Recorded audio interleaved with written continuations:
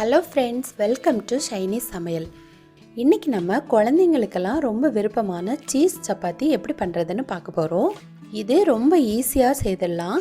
இது ரொம்ப சாஃப்டாக ரொம்ப சீஸியாக இருக்கும். குழந்தைங்கள்லாம் கட்டாயம் விரும்பி சாப்பிடுவாங்க.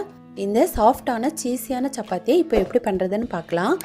வீடியோக்குள்ளே போக முன்னாடி நம்ம சேனலை இதுவரைக்கும் சப்ஸ்கிரைப் பண்ணி சப்போர்ட் பண்ண எல்லாருக்கும் நன்றி. சப்ஸ்கிரைப் பண்ணாதவங்க மறக்காமல் சப்ஸ்கிரைப் பண்ணிக்கோங்க. பக்கத்தில் இருக்க பெல் பட்டனையும் கிளிக் பண்ணிக்கோங்க. அப்போ தான் நான் அடுத்தடுத்து போடுற வீடியோஸ் உங்களுக்கு நோட்டிஃபிகேஷனாக கிடைக்கும். சப்பாத்தி பண்ணுறதுக்காக நான் இன்றைக்கி 2 கப் கோதுமை மாவு எடுத்திருக்கேன். கூடவே இந்த மாவுக்கு தேவையான அளவு உப்பு, 1/2 டேபிள் ஸ்பூன் எண்ணெய் சேர்த்து இதை நல்லா மிக்ஸ் பண்ணிக்கணும்.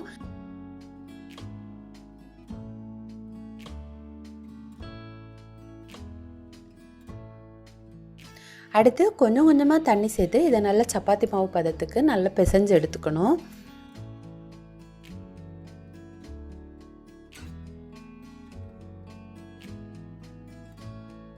இப்போது நல்லா பிசைஞ்சு எடுத்தாச்சு. அடுத்து இந்த மாவு ட்ரை ஆகாமல் இருக்கிறதுக்காக மேல் பகுதியில் கொஞ்சம் எண்ணெய் தடவி இதை அப்படியே வச்சுடுங்க. அடுத்து நான் 1 கப் துருவிய சீஸ் எடுத்திருக்கேன். கூடவே காரத்துக்காக 1/4 டீஸ்பூன் நல்ல மிளகு பொடியும் 1 டேபிள் ஸ்பூன் கொத்தமல்லி இலையும் சேர்த்துருக்கேன். இப்போ இதெல்லாம் சேர்த்து மிக்ஸ் பண்ணி வச்சிடலாம். இதில் காய்கறிகள் கூட சேர்த்துக்கலாம், அது உங்களோட விருப்பம்தான். இந்த சீஸில் உப்பு ஏற்கனவே இருக்கும், அதனால் உப்பு எதுவும் சேர்க்க தேவையில்லை. இப்போ நீங்கள் உப்பு இல்லாத சீஸ் வாங்கியிருந்தீங்கன்னா அதில் உப்பு சேர்த்துக்கோங்க. அடுத்து நம்ம மிக்ஸ் பண்ணி வச்சுருக்க மாவை எடுத்து சப்பாத்தி தேய்க்கிற மாதிரி லைட்டாக தேய்ச்சி எடுத்துக்கணும். ஃபஸ்ட்டு சின்னதாக தேய்ச்சி எடுத்துக்கோங்க. அடுத்து நம்ம கலந்து வச்சுருக்க சீஸ் எடுத்து கொஞ்சம் ஸ்டஃப் பண்ணிக்கணும்.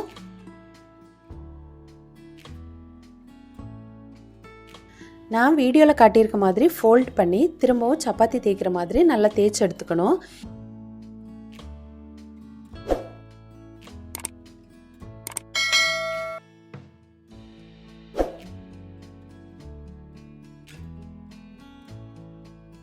இதை ரொம்ப தின்னாக தேய்க்க வேண்டாம், கொஞ்சம் திக்காக இருக்கிற மாதிரி தேய்ச்சி வச்சுக்கோங்க. இப்போ நமக்கு சீஸ் சப்பாத்தி ரெடி ஆகியாச்சு. இதையே நம்ம வேறு மெத்தட்லேயும் பண்ணலாம்.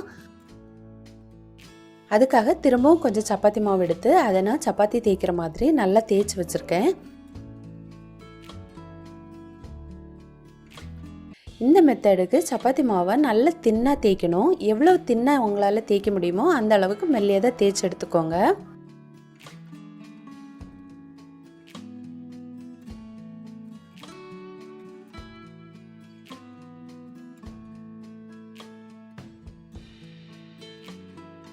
அடுத்து வீடியோவில் காட்டியிருக்க மாதிரி ஃபோல்ட் பண்ணி ஸ்டஃப் பண்ணிக்கோங்க.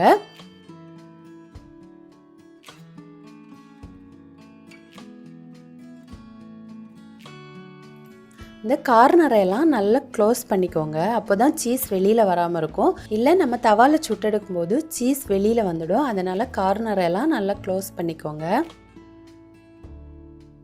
நீங்கள் இந்த மெத்தட்லேயும் பண்ணலாம், உங்களுக்கு எது கம்ஃபர்டபுளாக இருக்கோ நீங்கள் அந்த மெத்தடில் பண்ணிக்கோங்க.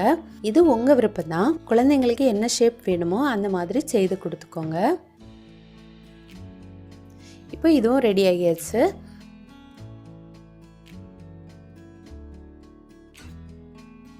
அடுத்து நம்ம சூடான தோசை தவாவில் சேர்த்து இதை நல்லா சுட்டு எடுத்துக்கலாம்.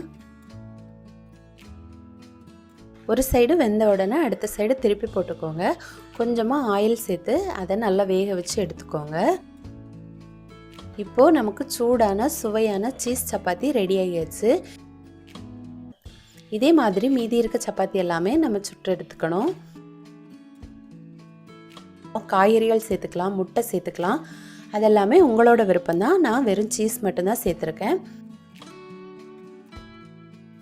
இது கிட்டத்தட்ட கொஞ்சம் பீஸா டேஸ்ட்லேயே இருக்கும், அதனால் குழந்தைங்க ரொம்ப விரும்பி சாப்பிடுவாங்க. நீங்களும் கட்டாயம் ட்ரை பண்ணி பாருங்கள். இதை ஓப்பன் பண்ணி காட்டுறேன் பாருங்கள் எவ்வளோ சீஸியாக இருக்குன்னு. இந்த ரெசிபியை நீங்களும் கட்டாயம் ட்ரை பண்ணி பாருங்கள். ட்ரை பண்ணி பார்த்துட்டு எப்படி இருந்துச்சுன்னு உங்களோட கமெண்ட்ஸை சொல்லுங்கள்.